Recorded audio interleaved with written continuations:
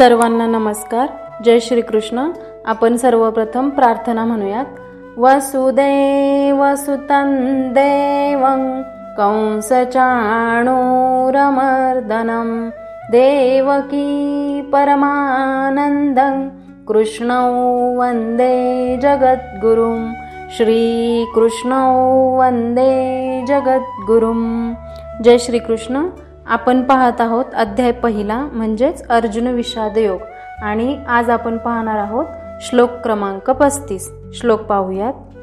एतान्न हन्तुमिच्छामि घ्नतोऽपि मधुसूदन अपि त्रैलोक्यराज्यस्य हेतो किन्नु मही कृते हेतो किन्नु मही कृते.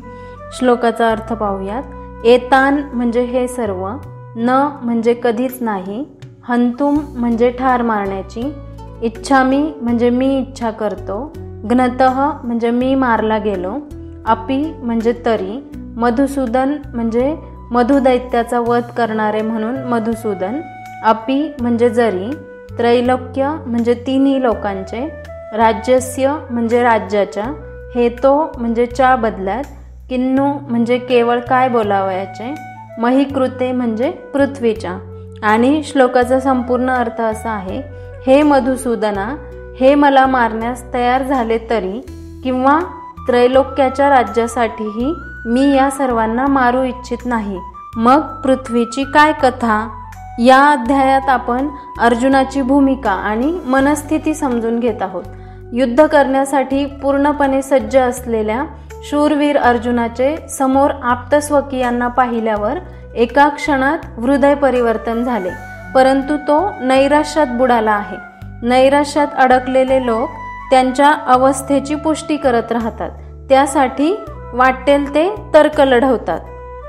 आजकाल स्पर्धेच्या युगात टिकून राहण्यासाठी काही विद्यार्थी आजूबाजूचे वातावरण, पालकांचा दबाव यामुळे आवड नसलेल्या विषयात शिक्षण घेतात. मग पुढे जाऊन विपरीत परिस्थिती उद्भवते, त्यामुळे मानसिक दबावात येऊन अयोग्य मार्ग निवडतात. म्हणून अंतरात्म्याचा आवाज ऐकून त्यानुसार आचरण किंवा कर्म केले तर आपल्याला सिद्धी प्राप्त होते. आपण अंतरात्म्यात डोकावून पाहायला हवे, त्याचा आवाज ऐकायला हवा, म्हणजे नैराश्याची स्थिती येत नाही. अर्जुन म्हणतो, स्वर्ग, पृथ्वी, पाताळ या तीनही लोकांचे राज्य प्राप्त झाले तरी मी यांना मारू इच्छित नाही.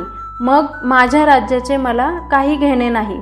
इथे तो भगवंतांना काय करावे हे विचारत नाही, तर माझी हे करण्याची इच्छा नाही असे स्पष्टच सांगतो.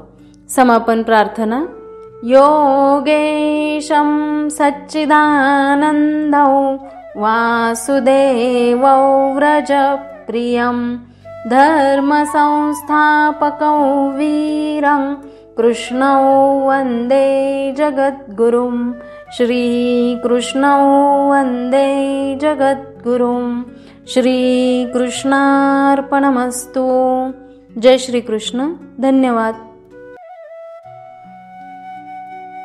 व्हिडिओ आवडला असेल तर लाईक करा, शेअर करा आणि अध्यात्म वाटिका या चॅनलला सबस्क्राईब करा. तसेच नवनवीन व्हिडिओजचे अपडेट्स मिळवण्यासाठी बेल आयकॉनला क्लिक करा.